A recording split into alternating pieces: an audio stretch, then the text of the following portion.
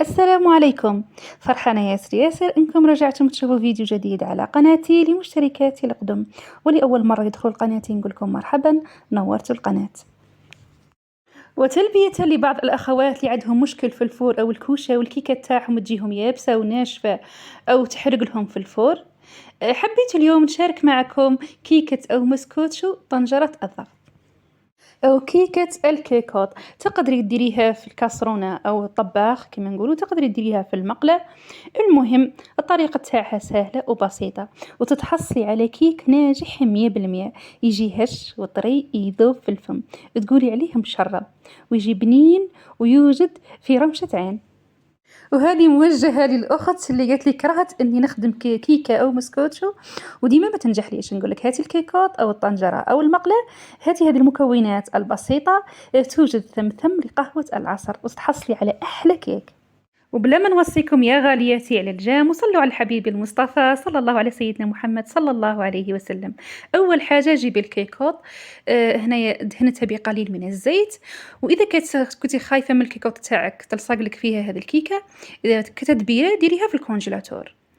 ونكملوا المراحل الأخرى. هنا جبت لكم هذيك البيضة اللي شاركتها معاكم في الوصفة اللي فاتت، هنا بيضة كبيرة. إذا كانت البيضة كبيرة ياسر كما راكم تلاحظوا ديري حبة تاع بيض كما راكم تشوفوا. إذا كان البيض تاعك عادي ديري 2 حبات بيض.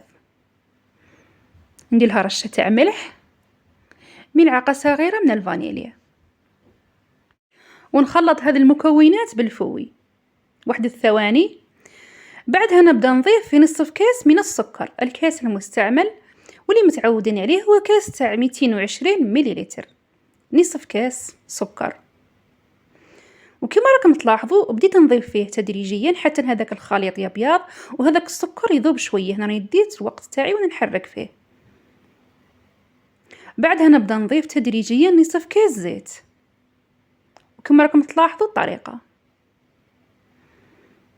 بهذه الطريقه نبدا نضيف الزيت تدريجيا حتى يبدا هذاك الخليط يثقل ونتحصل على هذا القوام. بعدها كما راكم تلاحظوا نضيف 2 ملاعق من الحليب. الحليب يولي الحليب دافي كمرحلة أولى. نزلت من بعد رايحة نضيف الحليب. وهنا كمية الحليب اللي نضيفها تتحكم لي فيها درجة امتصاص الكاكاو والفرينة للسوائل. بديت ب2 ملاعق أو 2 مقارف من الحليب الدافئ، وبعدها بديت ندير في المواد الجافة أو في النواشف. كما راكم تلاحظوا كمية الفرينة رايحة ندير 6 ملاعق من الفرينة. تولي الحبة أو الملعقة تاع الفرينة مش بامبي كما راكم تلاحظوا. 6 ملاعق من الفرينة، 1 خميرة كيميائية وزن 10 غرام، و2 ملاعق كبار من الكاكاو. وهنا نجو لأهم ملاحظة في الكاكاو. النوعية تاع الكاكاو أو الطريقة اللي تتعاملي بها مع الكاكاو راح تلعب دور كبير في نجاح الوصفة. وصراحة الكاكاو تاع الميزان نفضل ديما اني لما نشريه لروحي، نخير على حسب الريحة واللون تاعو. هنا النوعية تاعو كانت شوية ماهيش سيئة، ولكن كانت شوية ماهيش النتيجة المرضية. كاين الكاكاو تاع المعلب تاع بيمو، النوعية تاعو الاسم تاعو على ما اظن بيمو، تجي الرائحة تاعو ولا اروع. وهنايا بديت نضيف في السوائل. تقدري هنا تكمليها بالماء يولي ما دافي، او تكمليها بالحليب. في كل مرة رايحة تضيفي ملعقة او ملعقتين وراكي تخلطي وتشوفي في القوام تاع الكيك. وكما تعرفوا الفرينات تشرب والكاكاو يشرب أضعاف مضاعفة. في كل مرة راح نضيف 2 ملاعق 2 ملاعق حتى نتحصل على القوام المضبوط. هنا في المجموع على ما أظن أضفت 8 ملاعق من الحليب، الحليب دافئ.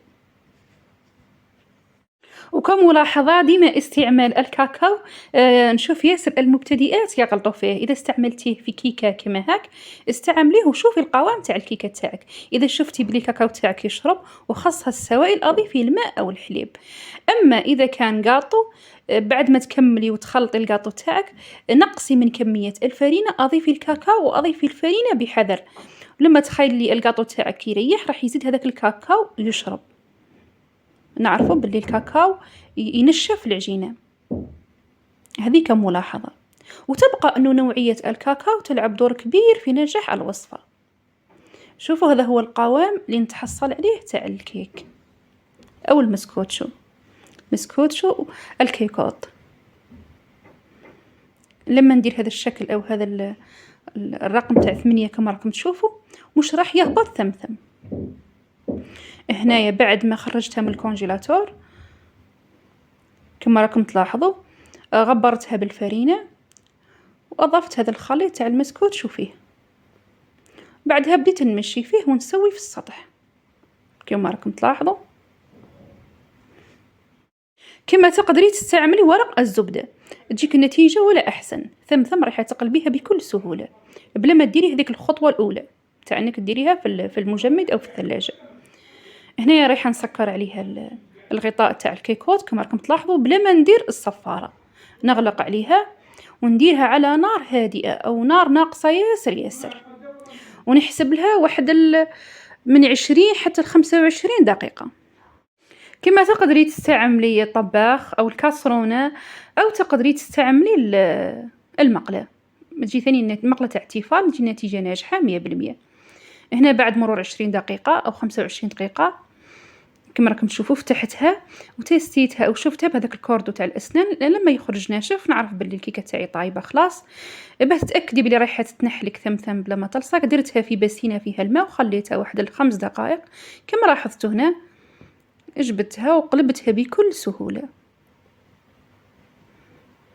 كما راكم تلاحظوا. فقط لما تستعملي حاجة تاع تيفال أو جرانيت باه ما تخبشلكش ما تستعمليش الموس أو الخدمي أو كما لاحظت. وهذا هو تجي القوام تاعها اسفنجي تجي ناجحة 100% كما راكم تلاحظوا. القطر تاع الكيكوت على ما أظن 25 سنتيمتر. أنا شاركتها معاكم في بدايات القناة كيكة أو كعكة خدمتها في المقلاة أو في الطباخ. شوفوها درتها لما بلغت 1000 مشترك، درتها العائلة تاعي احتفال وكانت واحد البياس مونتي ولا أروع. لازم تشوفوا هذاك الفيديو اللي استعملت فيه تقريبا نفس الطريقة. نخليه لكم في آخر الفيديو أو في أول تعليق مثبت.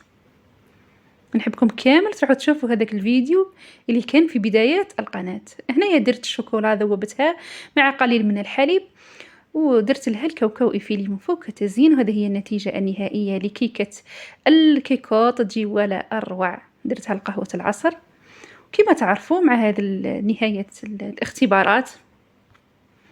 حبيت نفرح بها وليداتي كما راكم تشوفوا وتجي النتيجة تاعها رائعة.